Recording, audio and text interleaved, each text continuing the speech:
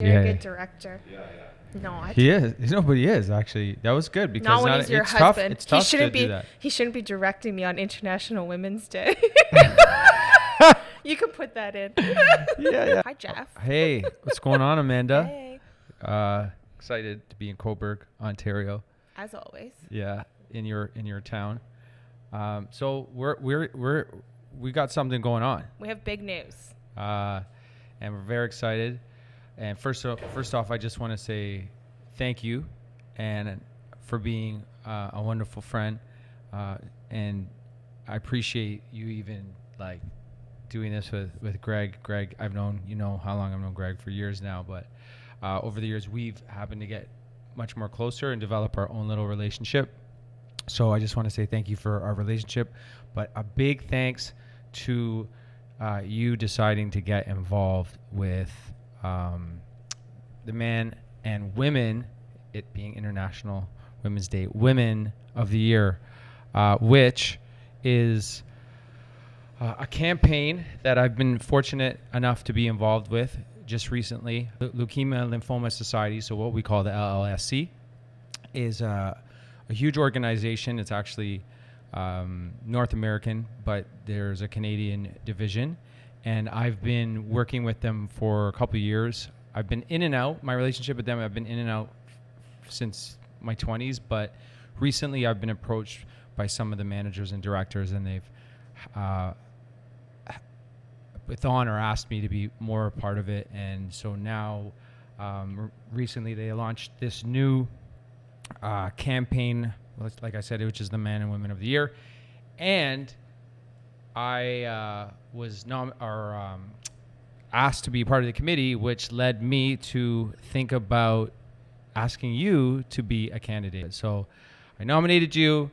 Welcome to the competition, and I'm very excited. So, yeah. I'm very, very honored. Thank you for thinking of us and me specifically, which may or may not have been your first choice, but that's okay. Yeah.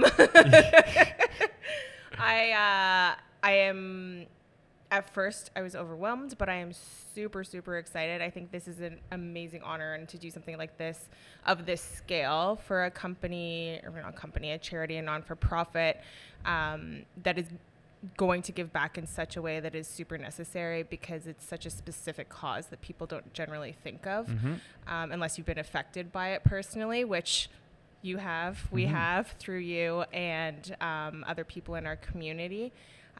So yeah, I'm super honored to be doing this, and really, really pumped and excited. And as soon as you mentioned it to us, me and Greg both had our wheels turning and thinking of ways that we could do this, and events and all the fun things that come with it, as opposed to just saying like, hey, give us money because it's a great cause. People want to do that, but how can we do this creatively and as a community and work together and do it in a way that we see will benefit the most amount of people, by not only raising the funds, of course, but by creating awareness, which I think is huge. Because a lot of times with charities, you're really quick, especially when it involves children, to just give away money because we all want to help out.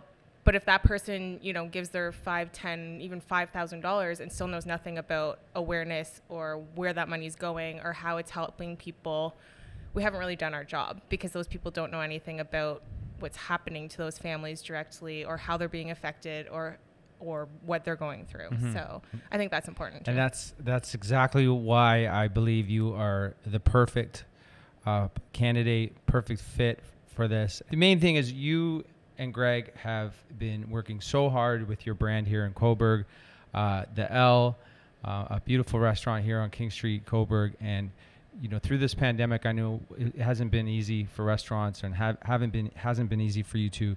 So just seeing how much work, how much you've already connected with the community, it all just made sense. And with the momentum you've built, I'm confident that you're going to continue with this momentum and just implement this fundraising campaign with all the amazing things that you got going on. So are you comfortable telling us your personal story and sharing that with everyone that we'll be sharing it with? For sure.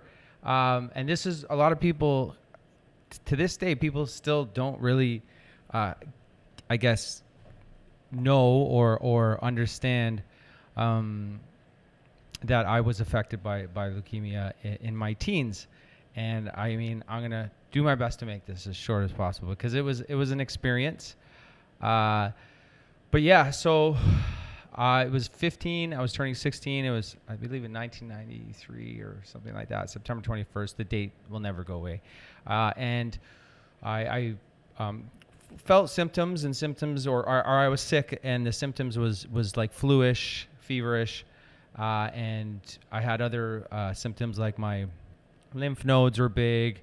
I had little swollen areas on me. But as a teenager, you get sick, you get up, you get sick. You're almost immoral as a teenager. You don't think you're really gonna get that sick. So my mom and I were in and out of hospitals, and then about a month and a half into it, I got more ill, and then my mother and grandmother took me into the hospital, North York General, and then they did a blood test, and then the doctor basically woke me up and said, I've been I don't want to say victim, but I've been diagnosed with ALL, which when you're a teenager or a kid, you wouldn't know what that is. So he broke it down. It's acute lymphocytic leukemia. What is that? It's basically a blood cancer. Doctor didn't really tell me that whether I was going to live or die or anything, but he did say I have a big journey ahead. So from there, I was instantly or pretty quickly transferred down to sick kids, and I stayed in sick kids for the next, I would say, 4 years, in and out.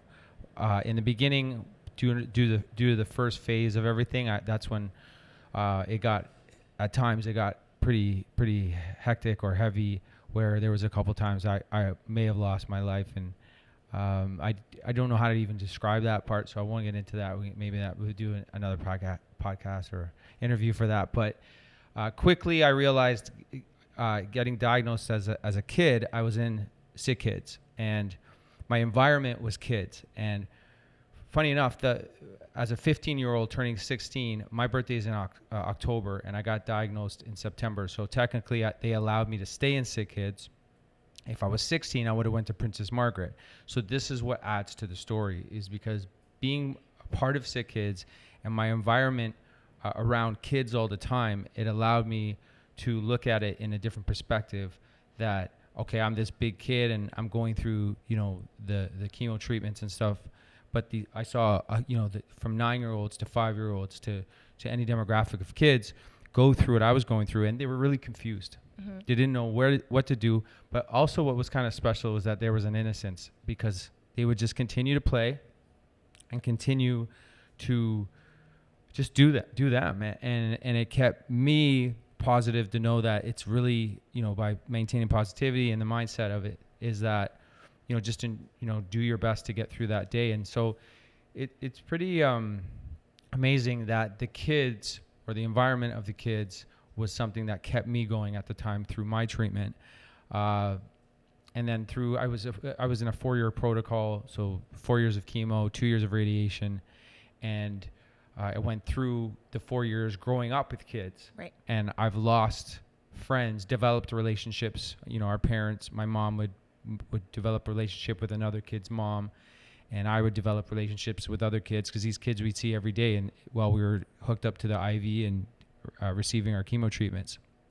And so you'd go on, and then as the protocol goes more into the phases, the goal of the chemo, or eventually any of the treatments, they taper you off, and then eventually it will end, and then that's when you go into remission. But as I was going through the phases, I would go to the hospital less, and I would see my kid friends or my friends less, and so you continue your life.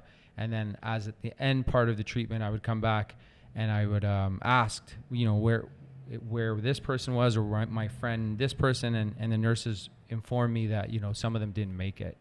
So again, that was a wake-up call, and I guess a little check on how fortunate I was to be able to continue to live and continue to go through the treatments.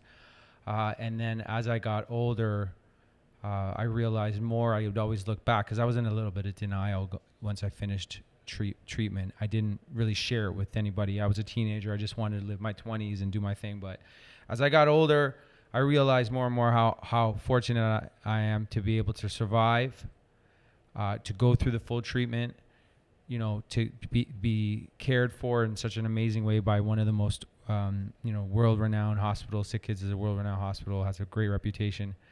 And which I guess what leads into everything that's happening to me now, that I've waited so long to really partner up or be a part of such a great organization that allowed me the chance to keep living. It's time that, everything kind of landed in its place, where it's time that I contribute or get involved with the community or the society, Leukemia Lymphoma Society, to give back to these kids, to build these opportunities for these kids.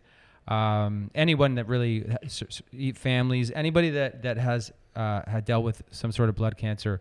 So I mean, it's such an honor that I can look back, think about it, how lucky and how everything went, and then now I'm in a position to give back, and not only that, just utilize my amazing relationships with my friends and my family, and I'm excited because now it's on in a way where I have the platform to build and the platform to do it. Number one, that yes, you are super fortunate, and unfortunately not everybody is. Yeah. And I think that is a huge reason why to give back like we are giving back right now. But more importantly is the positive side of that, where you said, like, maybe you as an older kid, you're still a kid, you're a teenager, but you're still a kid. And then seeing the young ones there being so positive and you kind of taking that in, that may have helped you in your recovery, right? Because they know no different. They don't know the woes of the world yet. They don't know, and so if everyone around you is creating that kind of positive environment, and that, the power of positivity goes a long way. And I think that's something that we would try and spread through this campaign too. And that's why, going back to saying, like, us doing events and fun things, that's how we're going to get the message out there, get your story out there, get all the kids' stories out there, and really help and do the best we can for everybody. See, you talking is amazing. So, yeah, man, looking forward to this, Amanda. It's going to be some exciting times. We're going to do our best to do what we can. Thank you.